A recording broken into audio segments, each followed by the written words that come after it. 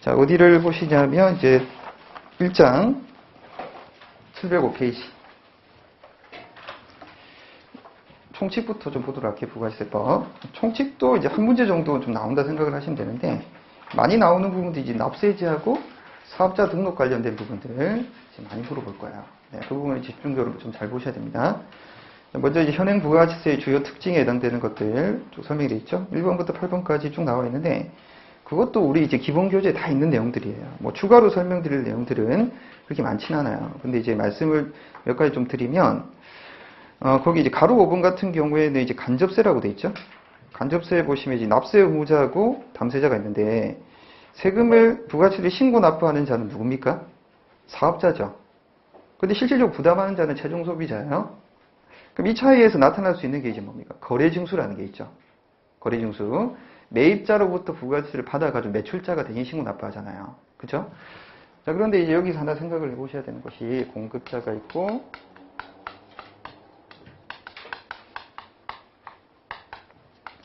$1,000원짜리 제화를 팔았어. 그럼 얼마 받아야 된다? 1,000원에다가 부가치세 100원 해당되는 걸 받아야 되는데, 근데 하필이면 얘는 못 받았네. 1,000원만 받았어요. 그럼 공급자는 국세청에 부가세 신고 납부 100원에 해당되는 거 해야 됩니까? 안 해야 됩니까? 이거 100원을 받았느냐 안 받았느냐 중요하다 중요하지 않다? 중요하지 않아요. 뭐가 중요하다? 과세 대상 재화를 공급했느냐 안 했느냐, 이게 중요한 거기 때문에 거래징수 유무에 따라서 신고 납부가 달라지는 게 아니라고요. 네, 그것만 하나 기억을 좀 해주시면 돼요. 그래서 거래징수는 중요하지 않습니다. 부가세 신고 납부를 하는데, 거래징수 유무에 상관없이 반드시 부가세 신고 납부를 해야 된다. 누가? 납세 의무자가. 네. 자, 그 다음에 뭐 7번의 소비지급 과세 원칙과 관련된 것이 이제 이중과세 조정인데, 이중과세 조정이라고 하는 것은 면세와 관련된 건가요? 아니면 영세율과 관련된 건가요? 이중과세 조정. 그 영세율과 관련된 겁니다. 그쵸? 소비지급 과세 원칙은 영세율과 관련된 것이고, 가로 8번의 면세제도라고 하는 것은, 거기 이제 보시면 세부담 역진성 완화라는 게 있잖아요. 세부담 역진성 완화. 세부담 역진성을 완화하기 위한 제도와 면세제도와는 서로 연관관계가 있다. 네. 세부담 역진성을 완화한다는 게 무슨 말입니까? 역진성이 뭐예요? 불공평하다는 이야기인데, 불공평이라고 하는 것은 어떻습니까? 소득이 높으면 세부담이 커야 된다는 그 원칙에 반한다는 거야. 부가치세는. 왜? 소비세적 성격이 있기 때문에 소득의 유무와 부가치세 부담하고는 아무런 관련이 없기 때문에 그렇다. 그걸 이제 완화해주기 위한 면세제도가 있다. 네, 그렇게만 좀 기억을 해주셔야 됩니다. 자, 다음 페이지 보시면 납세 의무자는 네, 거기 이제 사업 목적이 영리, 비영리 상관없어요. 독립적 사업상, 이게 중요하다고 그랬어요. 근데 재화를 수입하는 자는 그런 말 없죠. 재화를 수입하는 자는 사업자, 비사업자 불문, 영리, 비영리 불문, 네, 독립성 불문. 무조건 수입만 하면 다 과세 대상이 된다. 납세 의무가 있다. 이렇게 생각하시면 돼요. 자, 밑에 이번에 사업자의 요건, 영리성은 어떻게 하시면 X. 영리성은 중요하지 않습니다. 사업성은 중요하죠. 계속 반복성. 독립성은 갖춰야 됩니다. 종속적이지 않아야 돼요.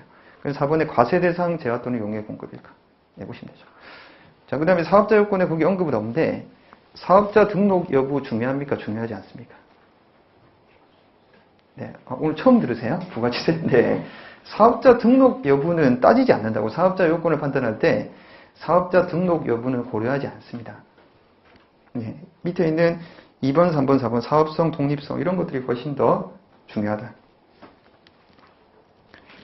그리고 밑에 이제 과세기간에 해당되는 부분도, 과세기간도 다 아시죠? 과세 1월 1일부터 6월 30일까지. 네, 간이과세자는 1년이다. 1월 1일부터 12월 30일까지. 그 다음에 이제 밑에 표에 신규 사업자 보시면, 신규 사업자는 사업 개시일부터 그 다음에 과세기간 종료일까지. 사업 개시일은 언제가 사업 개시일입니까? 공급이 시작되는 시점, 매출이 발생하는 시점이 사업 개시일이잖아요. 네.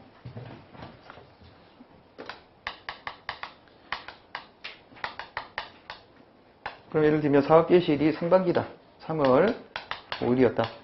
그럼 언제까지? 6월 30일까지 하나의 과세기간인데, 사업 개시 전에 내가 사업자 등록할 수 있다 없다? 할 수 있어요. 그러면 사업자 등록을 2월 7일 날 사업자 등록을 알겠다. 그럼 언제부터? 등록 신청일부터 적용이 돼요. 그리고 이제 별표를 좀 치셔가지고 가로 2번에 사업 개시 전 등록의 경우는 언제부터 시작이 된다?